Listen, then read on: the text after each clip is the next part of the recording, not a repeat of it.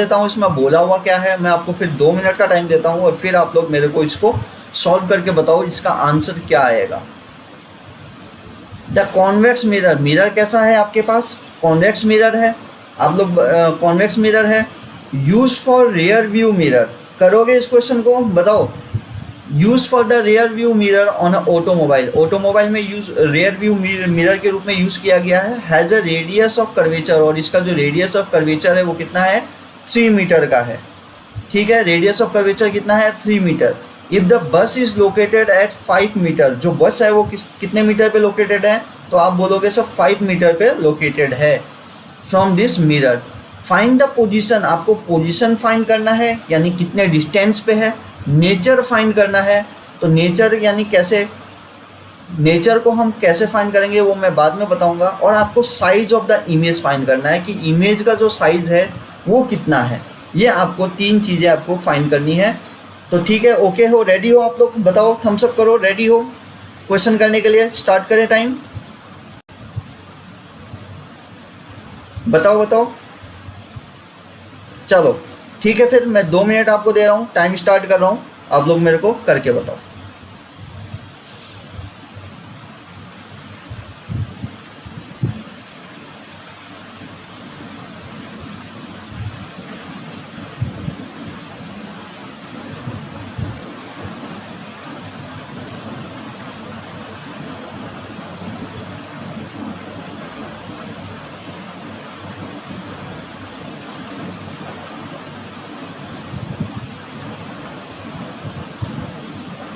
जल्दी से आंसर करके बताओ आप लोग मेरे को इसका फटाफट।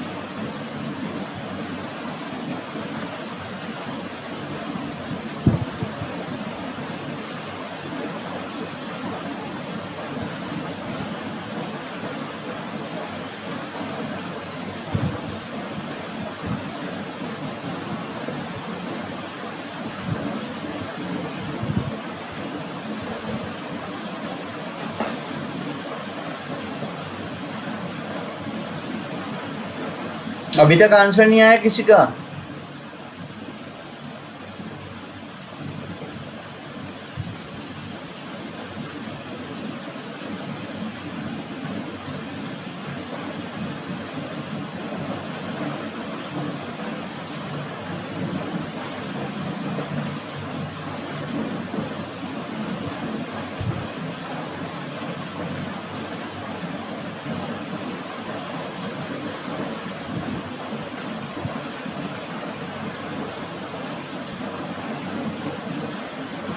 चलो कोई बात नहीं, किसी का भी आंसर नहीं आया।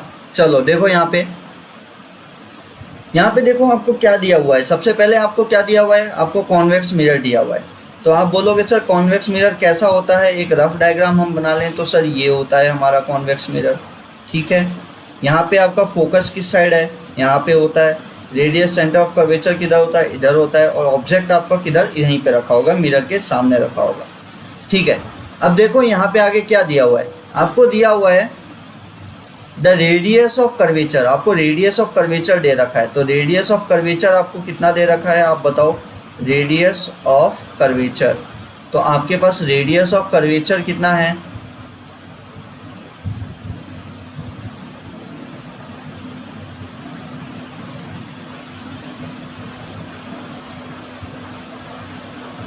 रेडियस ऑफ कर्वेचर आपका कितना है, तो आप बोलोगे सर आर, और ये आर की वैल्यू कितनी है, तो आप बोलोगे सर 3 मीटर है। कितनी है, 3 मीटर। इसके बाद आपको क्या दिया हुआ है, बस इज लोकेटेड एट 5 मीटर, यानी जो आपका बस है वो बस कहाँ पे है, यहाँ पे है। और ये कितने पे है, 5 मीटर पे है। बोलो हाँ या ना। तो आप यहाँ पर बोलोगे डिस्टेंस ऑफ बस, तो जो बस की डिस्टेंस है वो क्या है, u है। और ये कितना है, आप बोलोगे सर ये 5 मीटर है। बोलो हाँ या ना।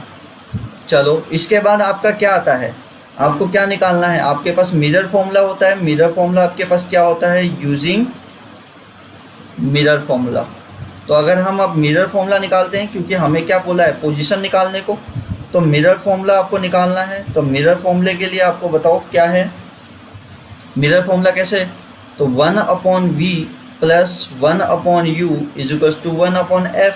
तो यहाँ पे मेरे को एक बात बताओ, ये जो f आएगा वो कैसे निकालोगे, तो आप बोलोगे सर ये रेडियस f जो होता है वो क्या होता है, रेडियस ऑफ कर्वेचर का हाफ होता है। तो रेडियस ऑफ कर्वेचर 3 है, तो ये कितना हो जाएगा 3/2, इसका मतलब 1.5 मीटर। कितना हो गया 1/5 मीटर।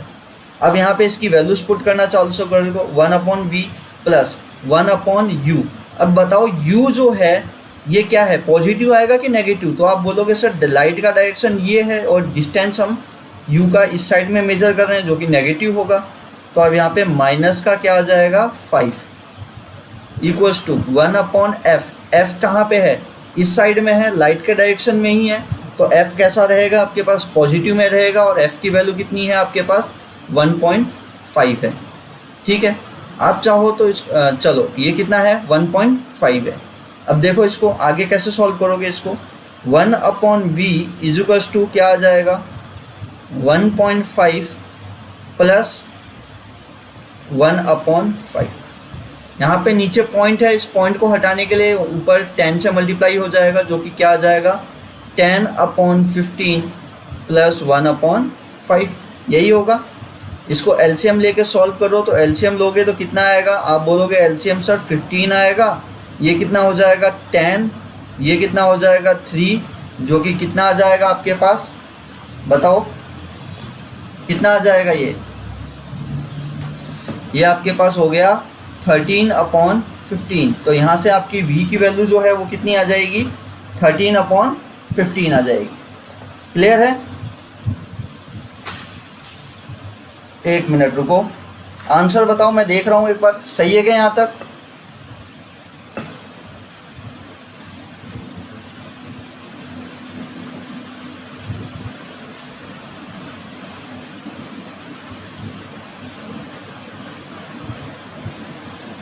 अब यहाँ से आप अब इसको अगर सॉल्व करोगे, तो इसको अगर आप सॉल्व करने जाओगे तो इसका आंसर क्या आएगा बताओ।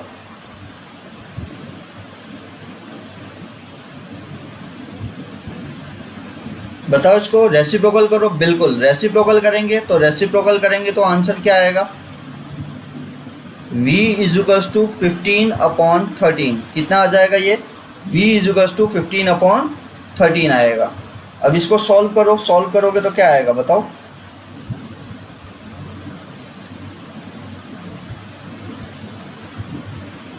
जैसे ये आपका, इसको आप क्या करोगे 15 डिवाइडेड बाई कितना आ जाएगा आपके पास 13, तो इसको करोगे तो क्या आएगा 1, और यहाँ पे पॉइंट,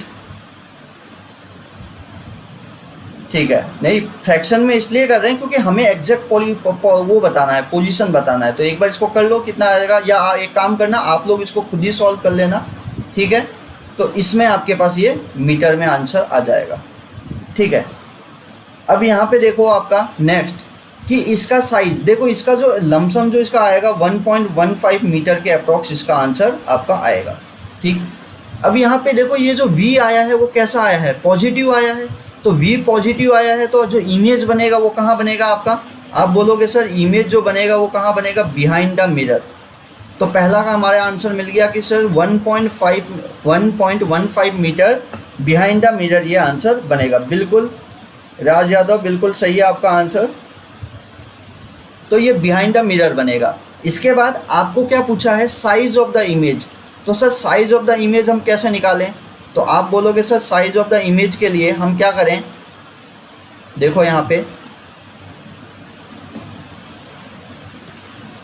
बताओ, साइज ऑफ द इमेज के लिए हमें कौन सा फॉर्मूला लगाना पड़ेगा, कोई आइडिया है आपके पास।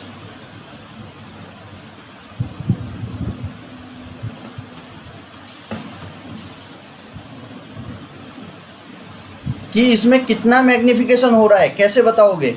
तो मैग्नीफिकेशन के लिए हम कैसे बताएंगे, मैग्नीफिकेशन का हमारे पास फॉर्मूला है h' अपॉन h, और दूसरा फॉर्मूला है v अपॉन u। तो आप बताओ कि हमारे पास क्या फॉर्मूला है, H dash upon H equals to V upon U. तो यहाँ पे मैग्नीफिकेशन के लिए वी किस में आएगा, तो वी कैसा आया है हमारे पास, पॉजिटिव आया है, जो कि क्या आएगा 1.15 अपॉन दूसरा क्या है आपके पास यू किस में है, तो यू कितना है आपके पास, तो आप ही बोलोगे सर यू जो है मेरे पास वो कितना है सर 5 है, लेकिन 5 जो है वो कैसा आएगा, माइनस में आएगा। 5 हमारे पास कैसा आएगा, माइनस में आएगा, क्योंकि जो u है वो क्या है, ऑपोजिट डायरेक्शन में है। तो इसको जब आप सॉल्व करोगे तो आपका आंसर कितना आएगा बताओ, माइनस का, इसको सॉल्व करो बताओ 0.23, बताओ यही आएगा क्या 0.23। तो जो मैग्नीफिकेशन आया है वो कितना आया आपके पास, -0.23। अच्छा यहाँ पे एक छोटा सा करेक्शन आप लोग कर लेना, ये जो आपका यहाँ पे वैल्यू होता है ना माइनस, ये जो v अपॉन यू ये माइनस का होता है आपका यहाँ पे है ना, माइनस का v अपॉन यू होता है। तो इसको आप एक करेक्शन कर लेना, यहाँ पे जो v होता है वो किसका होता है, माइनस का v अपॉन यू होता है। क्लियर, तो यहाँ पे माइनस का v अपॉन यू होता है, तो ये माइनस का 0.23 और इसके बाहर क्या आ जाएगा आपके पास माइनस, तो माइनस माइनस कैसा हो जाएगा प्लस। तो आपके पास मैग्नीफिकेशन क्या आया 0.23, आपके पास मैग्नीफिकेशन कैसा आया 0.23 का। तो आपका मैग्नीफिकेशन कैसा है 0.23। तो इसका मतलब क्या है, अगर हमेशा ध्यान रखना कभी भी अगर मैग्नीफिकेशन किससे छोटा आ रहा है, 1 से छोटा आ रहा है, अगर कभी भी मैग्नीफिकेशन किससे छोटा आ रहा है, 1 से छोटा आ रहा है, इसका मतलब जो आपका इमेज बनेगा वो कैसा बनेगा, आपका स्मॉलर साइज का बनेगा। किस साइज का बनेगा, आप बोलोगे सर स्मॉलर साइज का बनेगा। अगर मैग्नीफिकेशन कितना आ रहा है 1 आ रहा है, यानी इक्वल साइज का बनेगा। अगर आपका मैग्नीफिकेशन की वैल्यू बड़ा आ रहा है 1 से, तो आपका इमेज कैसा बनेगा, लार्ज साइज का बनेगा। तो इस केस में आपका जो इमेज है उसका साइज कैसा होगा, तो आप बोलोगे सर छोटे साइज का होगा, स्मॉल साइज का होगा। ठीक है, प्लस आपका जो इमेज है वो बिहाइंड द मिरर बन रहा है, तो बिहाइंड द मिरर जो आपका इमेज बनता है वो कैसा बनता है आपका, आप बोलोगे सर वो वर्चुअल इमेज होता है। कैसा इमेज होता है, वर्चुअल इमेज होता है। और दूसरी चीज़, एक मिनट, ये क्या एरर आ गया आपका, हाँ, वर्चुअल इमेज प्लस आपका ये कैसा बनेगा, इरेक्ट बनेगा। वर्चुअल बनेगा तो हमेशा उसके साथ कैसा बनेगा, ये इरेक्ट इमेज बनेगा। ठीक है, यहाँ तक समझ आया क्या, क्लियर है तो बताओ, फिर हम नेक्स्ट क्वेश्चन में मूव करते हैं। तो ये जो नेक्स्ट क्वेश्चन है आपका, ये आपके बुक के एक्सरसाइज का है, एग्जाम्पल नंबर 10.2। तो इसको आपको होमवर्क में करना है। होमवर्क में करके इसका जो आंसर है ये आपको कमेंट सेक्शन में आपको इसका आंसर पिन करना है। ठीक है, चलो अब हम देखते हैं नेक्स्ट टॉपिक जो आज का है वो है आपके पास refraction of light. Next topic जो है हमारे पास वो क्या है, रिफ्रैक्शन ऑफ लाइट।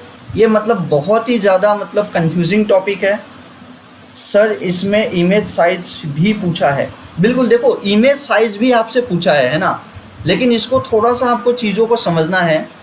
अब ये क्या समझना है,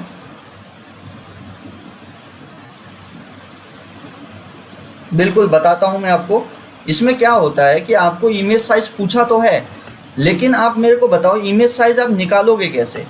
भाई हमारे पास जो रिलेशन होता है m इज़ टू क्या होता है, एच डैश अपॉन एच, जो कि क्या होता है -v अपॉन यू के बराबर। इसमें करेक्शन कर लेना है ना, ये -v अपॉन यू है।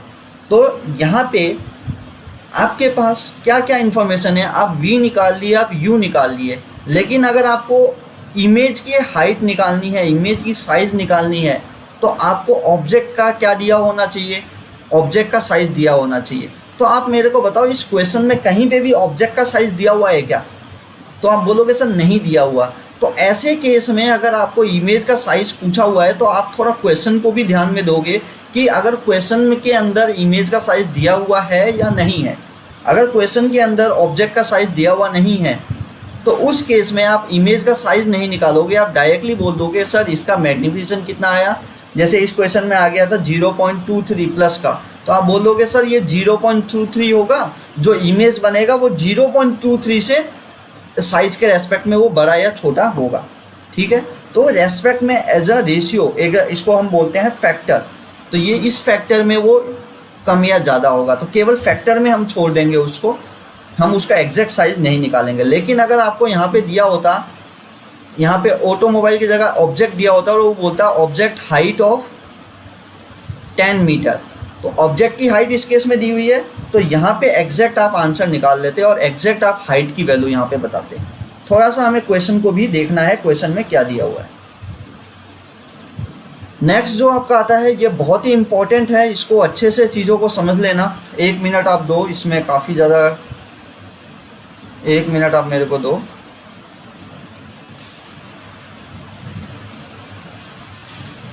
ठीक है, देखो सबसे पहला आता है ये जो हमारा, ये यहाँ से एक नया पोर्शन आपका स्टार्ट होता है। हमारा हाफ पोर्शन हम लोगों ने अभी तक कवर कर लिया है, अब हमें नेक्स्ट पोर्शन की तरफ हम मूव कर रहे हैं, जो कि है आपका रिफ्रैक्शन ऑफ लाइट। ये भी एक बहुत इंपॉर्टेंट टॉपिक है और इसको समझने से पहले ये हमारा जो बेस तैयार करता है वो लेंस के ऊपर बेस तैयार करता है, जो लेंस होते हैं उनके ऊपर का बेस तैयार करता है। तो इसको बहुत अच्छे से समझ लेना, बहुत ज़्यादा कन्फ्यूजन क्रिएट करता है ये रिफ्रैक्शन। तो रिफ्रैक्शन में एफ आर आता है, रिफ्लेक्शन में एफ ई आता है। ठीक है, तो रिफ्रैक्शन होता क्या है? रिफ्रैक्शन ऑफ लाइट क्या होता है? Bending of light ray as it passes from one medium to another medium known as refraction of light. अब बात क्या है, यहाँ पे 2-3 चीज़ें आ रही है कि बेंडिंग ऑफ लाइट, रिफ्रैक्शन क्या होता है? लाइट का बेंड होना। बोलोगे सर लाइट कब से बेंड होने लग गई? हम तो बचपन से ये पढ़ते आ रहे हैं कि लाइट तो कभी बेंड होती नहीं है ना, यही तो पढ़ते आ रहे हो। तो यहाँ पे हमें यही पढ़ना है कि जो यहाँ पे आपका रिफ्रैक्शन होता है वो एक्चुअली में क्या होता है? बेंडिंग ऑफ लाइट होता है। अब कब बेंड होता है? जब एक मीडियम से दूसरे मीडियम में जा रही है। बोला सर समझ नहीं आया, ये मीडियम क्या चक्कर है? अरे मीडियम का ये चक्कर है सर, अगर आप सपोज -0.50, ये आपने क्या है -0.5 क्या लिखा आपने, किसकी वैल्यू बता रहे हो आप? राज यादव, -5.0। चलो देखो यहाँ पे कि जो लाइट रे है, अब देखो मीडियम कैसे होता है, मीडियम का क्या मतलब है पहले ये समझो। कि जैसे यहाँ पे आपका सन रेज है, आपका सन है, यहाँ से क्या हो रहा है, ये आपका एटमॉस्फेयर है और यहाँ पे मान लो आपका रिवर है। क्या है? ये आपका रिवर है, ये ना पूरा रिवर है, और यहाँ पे एक कोई फिश है, या आपके पास कोई फिश है। ठीक है, इसको सनरेज आनी है इसके पास। अब क्या है कि यहाँ से सनलाइट आई, सनलाइट आ रही है। अब ये किसके थ्रू आ रही है? यहाँ पे क्या है? एटमॉस्फेयर है ना। तो आप बोलोगे सर एटमॉस्फेयर में क्या है आपके पास? एयर है। तो अभी एयर के थ्रू ये आ रही है, तो इसका मीडियम क्या हो गया? एयर हो गया। तो ये मीडियम, एक मीडियम हो गया, मीडियम 1 हो गया कि एयर। सर वो Raj Yadav equals to Abhishek Yadav, okay okay ठीक है। तो ये एयर इक्वल्स टू क्या है? मीडियम 1। ये पहले मीडियम से आ रही है क्योंकि ये एयर से ट्रेवल करती हुई आ रही है। अब जैसे ही एयर से ट्रेवल करके आ रही है, जैसे ही ये पानी में आई, ओशियन में आई, रिवर में आई, तो इस केस में क्या हो गया? ये अलग मीडियम में आ गई। अब ये वापस से यहाँ से ट्रैवल करेगी, वापस ट्रैवल करेगी। अब ये कहाँ पे ट्रैवल कर रही है? आपके वाटर में ट्रैवल कर रही है। पहले कहाँ पे ट्रैवल कर रही थी? एयर में लाइट ट्रैवल कर रही थी। अब कहाँ पे ट्रैवल कर रही है? वाटर में ट्रैवल कर रही है ना। तब जाके ये फिश तक ये लाइट पहुँची है। तो जब ये वाटर के अंदर ट्रैवल कर रही है तो ये आपके पास हो गया दूसरा मीडियम, जो कि मीडियम 2 हो गया। तो जब कभी भी मीडियम 1 से मीडियम 2 में लाइट रे आती है तो हमेशा ध्यान रखना है आपको, लाइट क्या हो जाएगा? आपकी जो लाइट में क्या होती है, लाइट जो होती है वो क्या हो जाती है? बैंड हो जाती है। क्या हो जाती है? बैंड हो जाती है। अब बैंड किधर होती है वो हम देखेंगे, लेकिन आपको ध्यान रखना है कि जब एक मीडियम से दूसरे मीडियम में लाइट आएगी तो क्या होगी? बैंड होगी। और इसी फिनोमिना को हम क्या बोलते हैं? Refraction of light. क्लियर है यहाँ तक? इसी फिनोमिना को हम क्या बोलते हैं? Refraction of light. अब इसको और आगे देखते हैं। ये समझ आया रिफ्रैक्शन ऑफ लाइट क्या होता है? बताओ आगे, फिर आगे हम देखें दूसरे एग्जाम्पल्स।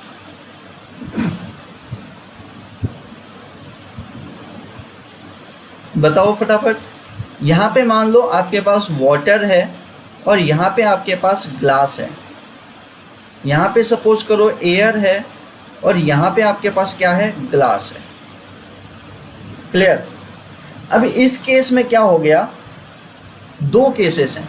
अब एक बात आप मेरे को बताओ, ये यहाँ पे मैं आपको बोल रहा हूँ वाटर और ग्लास, दोनों में डेंसिटी किसकी हाई होती है? ऐसे ही अगर बात करूं एयर और ग्लास, इसमें डेंसिटी किसकी हाई होती है?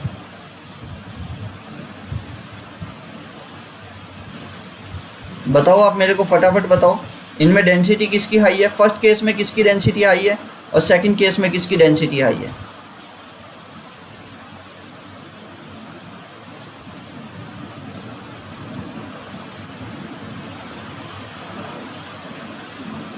ग्लास की हाई है, और वाटर और ग्लास में ग्लास की हाई है, और एयर और ग्लास में आपकी उसमें भी ग्लास की हाई है। अब इसको देखो ज़रा समझो, अब क्या हो रहा है कि एक लाइट रे आ रही है आपके पास, ये लाइट रे आ रही है, ये लाइट रे आ रही है, ये लाइट रे आ रही है, यहाँ पे स्ट्राइक कर गई, स्ट्राइक कर गई। अब स्ट्राइक कर गई तो ये क्या हो गया आपके पास? Incident ray. क्या हो गई आपके पास? ये आप बोलोगे ये हो गई आपके पास सर इंसिडेंस रे, ये आपके पास हो गई इंसिडेंट रे। ठीक है, ये आपके पास हो गया ग्लास 1 मीडियम 1, और ये आपके पास हो गया मीडियम 2। अब क्या होता है कि आप जहाँ पे ये इंसिडेंट करी है ना, यहाँ पे एक परपेंडिकुलर आप ड्रॉ करोगे एक सरफेस के अबाउट, और इस परपेंडिकुलर को हम बोलते हैं नॉर्मल रे। क्या बोलते हैं? नॉर्मल। तो परपेंडिकुलर पे आप क्या करोगे? नॉर्मल रे ड्रॉ करिए। अब क्या होता है कि यहाँ पे जब ग्लास की डेंसिटी हाई है, वाटर की कम है, तो क्या होता है इस केस में डेंसर, इसको बोलते हैं डेंसर। क्या बोलते हैं? डेंसर। और जिसकी कम होती है उसको बोलते हैं रेयरर। जिसकी डेंसिटी हाई है उसको क्या बोलेंगे? Denser medium. जिसकी डेंसिटी लो है उसको क्या बोलेंगे? Rare medium. डेंसिटी की बात नहीं है, ऑप्टिकल डेंसिटी है, लेकिन एक बार उसको बाद में समझेंगे। लेकिन हाल फिलहाल के लिए समझो, जिसकी डेंसिटी हाई है उसको हम किस में कंसिडर कर रहे हैं? डेंसर मीडियम में। जिनकी डेंसिटी कम है उसको हम किस में कंसिडर कर रहे हैं? रेयर मीडियम में। ठीक है, जब कभी भी डेंसर से रेयरर में आती है लाइट, तो उस केस में क्या होता है कि जो लाइट की बेंडिंग होती है, लाइट जो है वो अपने नॉर्मल से क्या हो जाता है? दूर चला जाता है। नॉर्मल से दूर, अवे, नॉर्मल से अवे मूव कर जाता है, नॉर्मल से दूर ये मूव कर जाता है। दूसरी चीज़, अगर ये आपका एयर है, ये कैसा मीडियम है? तो आप बोलोगे सर ये रेयरर है, और ये ग्लास कैसा है? ये आपके पास डेंसर मीडियम है। अब इस केस में लाइट रे यहाँ पे आ रही है, ये आपके पास कौन सी रे हो गई? Incident ray. यहाँ पे आपने नॉर्मल ड्रॉ किया है। अब क्या हो रही है कि यहाँ पे इंटरसेक्ट कर रही है, तो जब रेयरर से डेंसर में लाइट रे आती है तो वो आपके नॉर्मल की तरफ बेंड होती है। किधर? देखो, इसको जाना किस साइड था? आप बोलोगे सर कैसे, समझ में नहीं आया। इसको जाना किस डायरेक्शन में था? इस डायरेक्शन में जाना था, लेकिन ये अवे हो गई, नॉर्मल से दूर चली गई। इसको किस डायरेक्शन में जाना था? इस डायरेक्शन में जाना था, लेकिन लाइट रे बैंड होकर नॉर्मल की तरफ आ गई। तो ऐसे चीज़ें आपको समझना है। समझ आया? थम्स अप करो अगर समझ आया तो, क्योंकि काफ़ी अच्छा है, इसको समझना है, इसको छोड़ना नहीं है। बेंडिंग लाइट की देखते हैं तो बेंडिंग कैसे होती है? जब कभी भी आपके पास रेयरर मीडियम से लाइट किधर जा रही है? आपके पास डेंसर मीडियम की तरफ जा रही है, तो इस केस में जो लाइट है वो किधर बैंड होगी? आप बताओ, बैंड किधर होगी?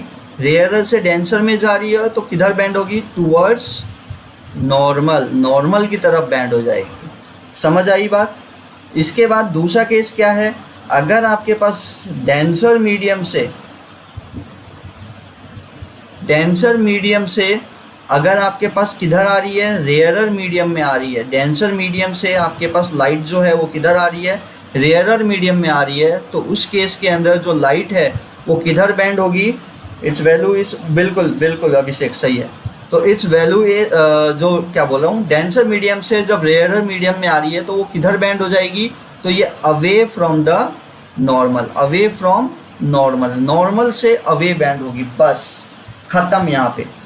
यहाँ पे और कुछ भी आपको ध्यान में नहीं रखना है। अब इस चीज़ को आप देख सकते हो। आप मेरे को यार इस डायग्राम को देख के बताओ, ये डायग्राम है, इन डायग्राम में आप बताओ, ये अगर मीडियम 1 है और ये मीडियम 2 है, तो मीडियम 1 और 2 में डेंसर कौन सा है, रेयरर कौन सा है? आपको क्या लगता है कि मीडियम 1 में डेंसर मीडियम कौन सा है, रेयरर मीडियम कौन सा है? मैं यहाँ पे आपको दिखाता हूँ, तब आप मेरे को बताओ डेंसर मीडियम 1 है कि मीडियम 2 है, तब तक मैं आपको कुछ और समझाता हूँ। देखो यहाँ पे कि ये जो लाइट रे आई, इंसिडेंट लाइट रे आई, यहाँ पे स्ट्राइक करती है, यहाँ पे स्ट्राइक करी, जहाँ पे स्ट्राइक करी वहाँ पे आपने एक परपेंडिकुलर ड्रॉ किया जिसको हमने क्या बोला, नॉर्मल। अब ये नॉर्मल, इसको जाना किस साइड था इस रे ऑफ लाइट को? आप बोलोगे सर इस डायरेक्शन में जाना था, लेकिन ये किस डायरेक्शन में अब जाने लग गया? आप बोलोगे सर ये अब इस डायरेक्शन में जाने लग गया। तो आप मेरे को बताओ इनमें से मीडियम 1 कैसा मीडियम है और मीडियम 2 कैसा है? फटाफट बताओ, रेयरर कौन सा है, डेंसर कौन सा है? मैं नहीं बताने वाला, आप लोग मेरे को बताओ, तब तक हम आगे बढ़ रहे हैं। इसके बाद देखो, इसके बाद आपके पास क्या है, एक प्रॉपर, जिसको हम डेंसिटी की बेस पे नहीं बोलते, हम लोग जो इसका बोलते हैं rarer, optically rarer, denser, medium 1 air, denser water. लेकिन बेटा देखो कोई जोड़ी थोड़ी ना है कि ये एयर है, डेंसर मीडियम जो रेयरर है वो एयर है और डेंसर वाटर है, कोई जोड़ी नहीं है। अभी आप नहीं बोल सकते, क्वेश्चन ने तो बोला नहीं है ना ये एयर है, कुछ भी हो सकता है।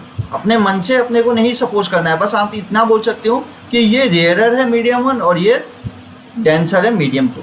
अब एक्चुअली में जो डेंसिटी होती है ना उसके बेस पे नहीं बोला जाता, लेकिन एज ए मतलब एक शॉर्ट ट्रिक के बेस पे मैं आपको बता रहा हूँ, जिसकी डेंसिटी ज़्यादा होती है ना वो एक्चुअली में ऑप्टिकल भी डेंसर होता है। लेकिन एक्चुअली में अगर ऑप्टिकल डेंसिटी की बात करें, ऑप्टिकली कौन सा डेंसर है, ऑप्टिकली कौन सा रेयरर है, उसके पीछे का जो लॉजिक होता है वो एक्चुअली में कुछ और लॉजिक होता है। और वो लॉजिक किसके ऊपर बेस्ड होता है?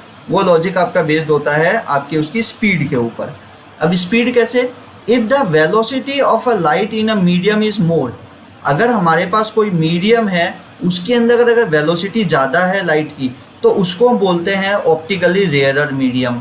अच्छा, इसका दूसरी चीज़, अगर कोई किसी की लाइट की स्पीड किसी मीडियम के अंदर कम है तो उसको हम क्या बोलते हैं? Optically denser medium. अरे मतलब क्या हुआ सर, समझ ही नहीं आया। मतलब ये हुआ सर, ये देखो आपके पास एयर है, ये आपके पास क्या है, वाटर है।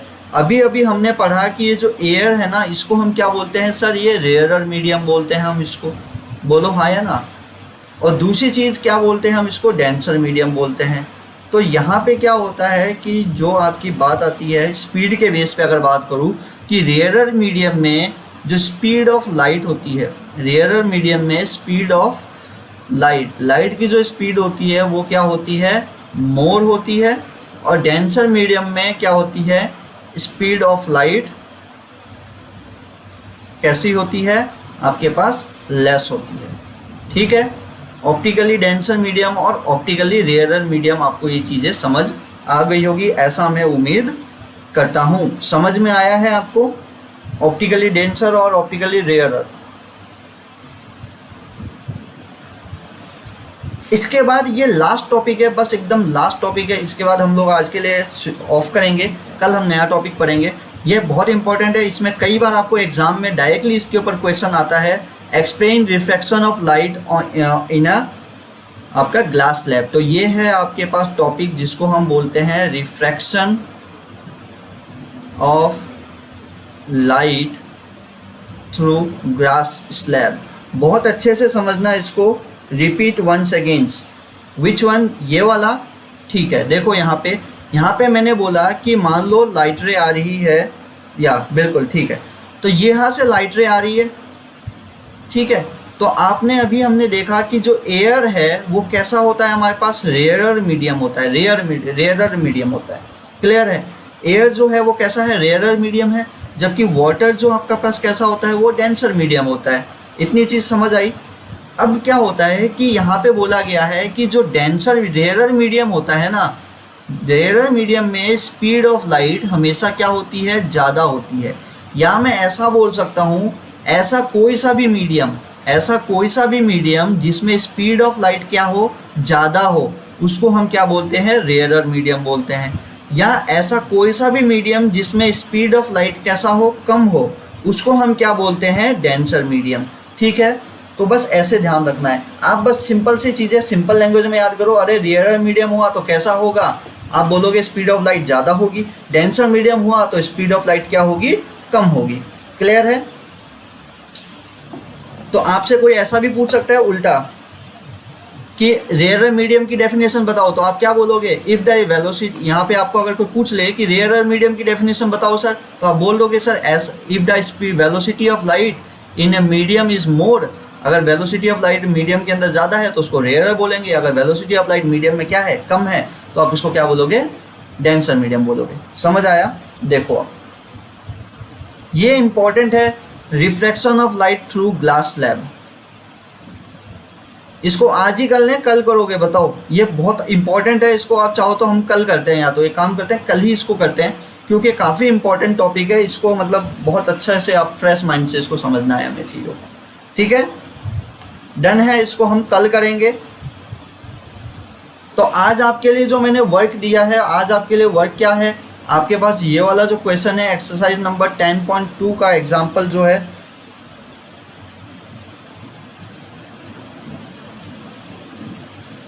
बिल्कुल कोई दिक्कत नहीं, कोई दिक्कत नहीं। तो यहाँ पे देखो, यहाँ पे 10.2 का जो आपका ये एग्जाम्पल है, इसको आपको घर से करना है और इसका जो आंसर है वो आप कमेंट बॉक्स में लिख देना। कल जो है मैं इसी टाइम पे आपको हमेशा आना है 10:30 पे, 10:30 AM पे डेली क्लास होगी, जो कि मंडे से लेके आपकी कहाँ तक होगी? मंडे से लेके आपकी सैटरडे तक होती है। ठीक है, फिर आज के लिए बस इतना ही। Thank you, bye. होमवर्क यही है आपके पास, 10.2 एक्सरसाइज जो है, ये 10.2 है वो आपको करना है, और आपके पास ये 10.2 वाला जो आपका है एग्जाम्पल, इसको आपको होमवर्क से करके लाना है। तो बस आज के लिए इतना ही। ठीक है, फिर बाय।